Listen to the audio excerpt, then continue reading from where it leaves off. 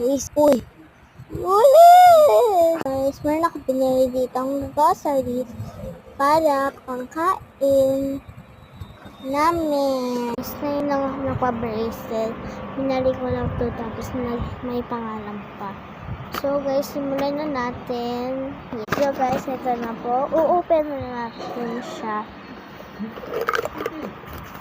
Ay, meron pang siya isa. Ayaw matanggal. Ayan guys. So, ilalagay ko muna to yung cheese ko. So guys. Ayan guys. Tapos na nalagay ko na. So guys, nanonood muna ako na nakakatakot. So, panoodan na muna. Hindi po siya, pero hindi mo po siya makita. So, ayan po oh. So guys, isimulan na natin to. Guys, pakilala na muna natin to. Charo. So guys, iunahin natin to.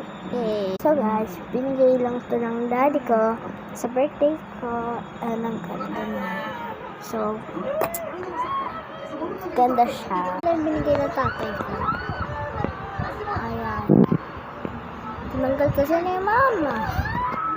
So guys, eto, ewan ko. So, eto muna. Eto guys yung talong.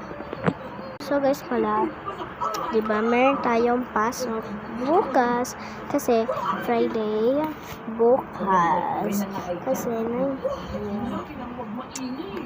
Thursday. Ito yung onion guys. So simulan na natin magluto and tagana na. So guys, meron ba kayo nakikita kulay? Siyempre. So guys, para lang ako ginagawa.